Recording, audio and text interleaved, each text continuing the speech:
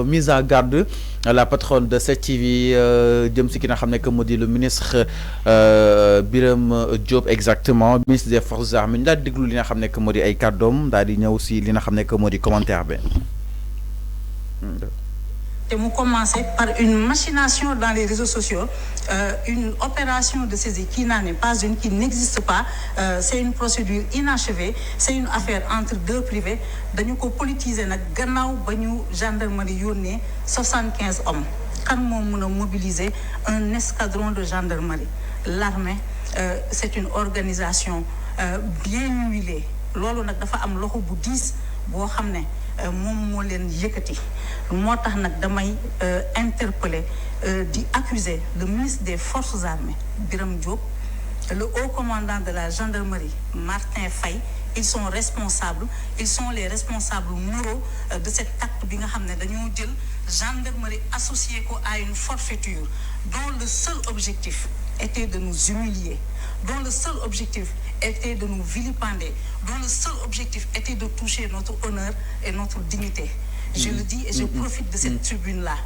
Man nak li am jeudi bu ko gendarmerie defaatee fii ci suñu locaux yi ñun duñu ay trafiquants de drogue. Nous sommes des civils désarmés. Fii amul benn résistance bu fi war a mën a am.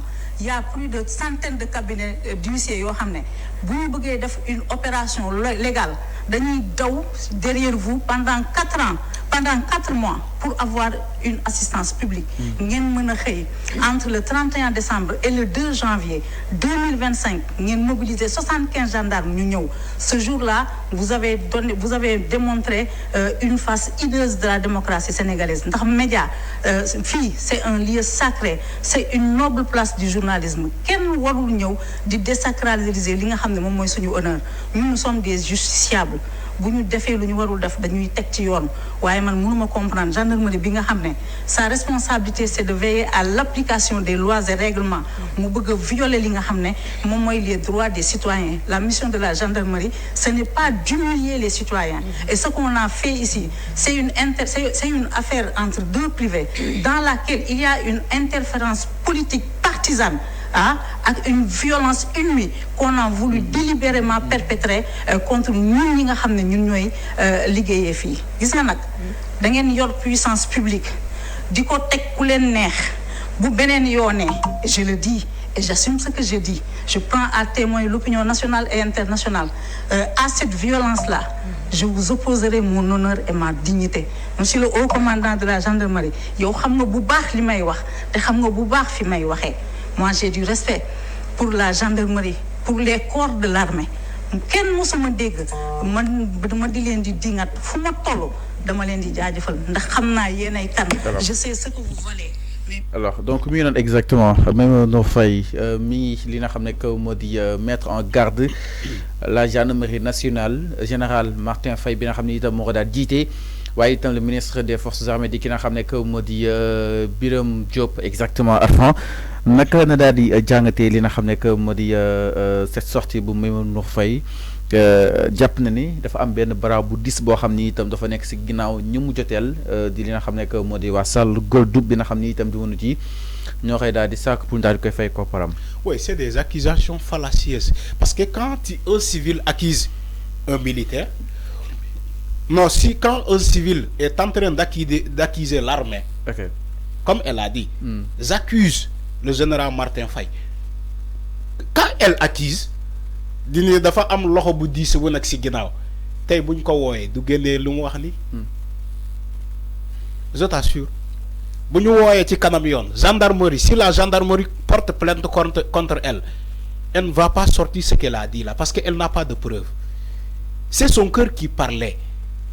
Elle parlait parce que elle avait le ras-le-bol. Elle était fâchée. Xam nga nit bu méré di nga wax ay wax yoo xamante ne sax boo demee ba sedd bu ñu la nee yow yaa wax li da ngay ne déedéet waxuma loolu Fallou c'est humain. Ce que la dame la Maimouna Ndour Faye parle c'est humain parce que elle est mécontente merna il faut qu'elle déverse sa bile sur la gendarmerie mais tey gendarmerie bu porter plainte ne ko li nga wax nii kaay nga firndeel ni ñu ko ci ay preuves du ko am parce que boo nee am na loxo bu 10 bu nekk ci ginnaaw loolu buñ la laajee ay preuves doo ko am.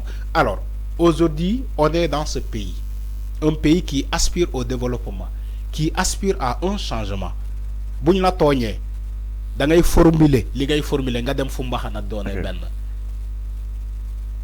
Il ne s'agit pas d'être dans un média et d'accuser ouvertement la gendarmerie, d'accuser ouvertement l'armée nationale, d'accuser ouvertement la loi. Il ne s'agit pas de ça. Vous faites que gendarmerie daf la tooñ mais demal nga kalaame ji ko demal nga kalaame ji ko.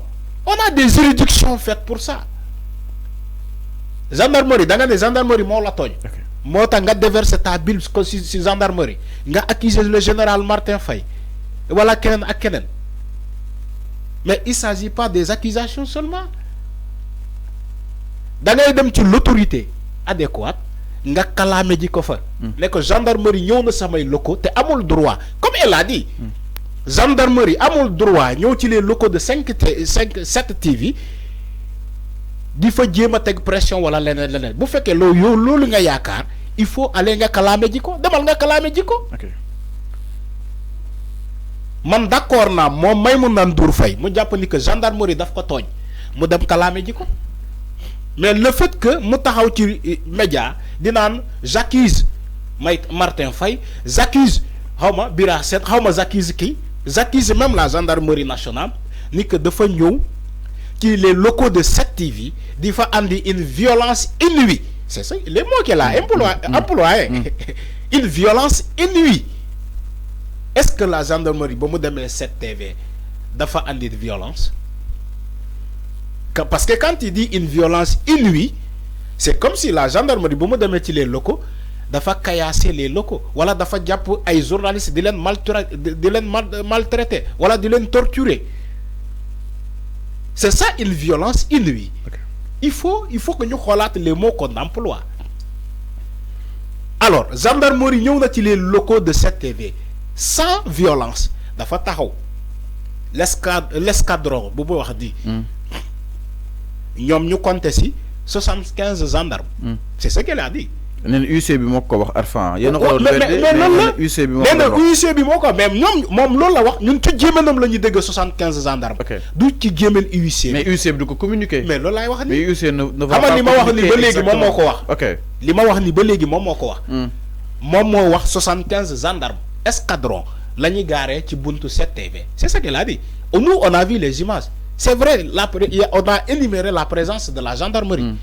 mais ñun mënuñu compter ñaata.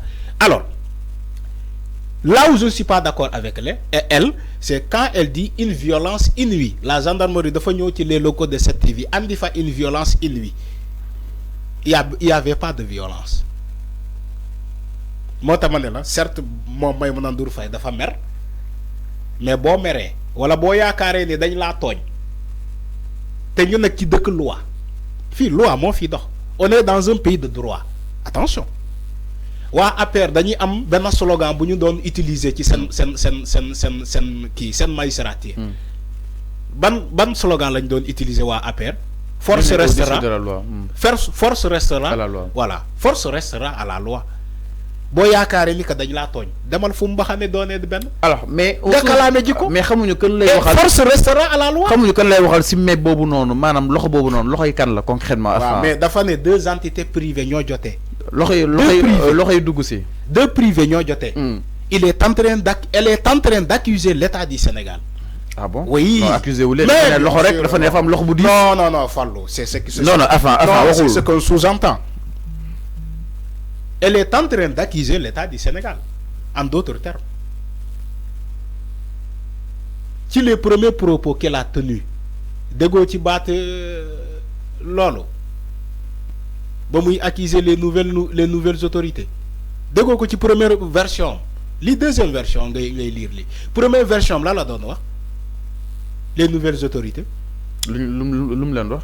mais c'est ça la réalité. waaw lu mu leen wax ma déglu naa ko damaa bëgg a xam ban partie leen accusé. amul sens wax naa ko fii commenté naa ko fii ba nga teg ko fii encore une fois xam nga nit dafay am le sens de la retenue.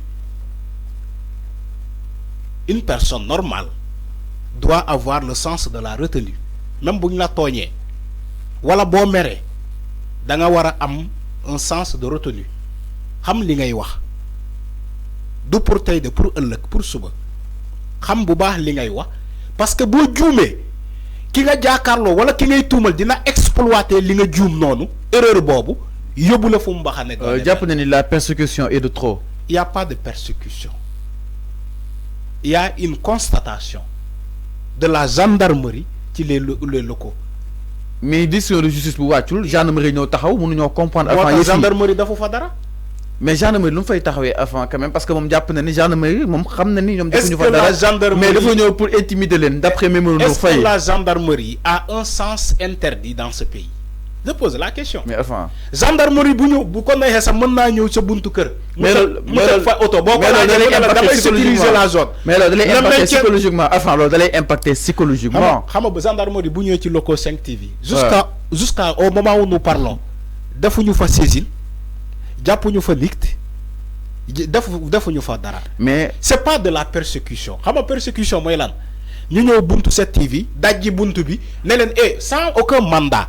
ñu ñëw dajji buntu 7 TV dugg par force génnee nit ñi ku wax ñu monoté ko sandi ko ci seen fourgonnette wala ñu saisir ay matériel. C'est ça la persécution. Mais il y a aucune persécution. La gendarmerie, on a consenti la présence de la gendarmerie. La présence, j'ai dit. Ma présence ak persécution de ben. C'est vrai que deux paix là. Présence ak persécution de ben. On a senti la présence, voilà, on a observé la présence de la gendarmerie qui les locaux ou bien le comment dire cet environnement. Mais on n'a pas vu une persécution. Il faut enlever ces mots que vous dites. Moi, dans la nit un sens de retenue. Non, je reprends ces mots. C'est ce que j'ai dit. Voilà, c'est ce que j'ai dit. Je reprends ces mots. La femme Maimouna Ndour Faye a employé des mots qui n'ont pas de sens. Persécution. Elle a dit violence inouïe. Voilà les mots que j'ai retenus de ce qu'elle a dit. Persécution, violence inouïe, pression, comment accusation. Elle a accusé la gendarmerie et l'armée nationale. Man gisuma armée nationale fofu. D'accord, la gendarmerie fait partie de l'armée. Mais tu dis la gendarmerie, tu dis pas l'armée nationale. L'armée nationale. Mais général Martin Faye, ñom jot nañu dañu ay léral par rapport ak la présence. Non, Martin Faye, ça ñom ces gendarmes duñu wax tu sais ces choses là. Mais communiquer mais tu crois que la gendarmerie va communiquer? La gendarmerie va communiquer sur quoi? Comme nous communiquons sur ce que Maimouna Ndour Faye a fait. La gendarmerie va dire quoi? Alors, et la gendarmerie va dire quoi? Si on a communiqué sur Maimouna Ndour Faye le mois. Non, la gendarmerie ne va pas communiquer sur ces choses-là. Insensé, c'est insensé. Buñ la togné demal fu mbaxane doone ben.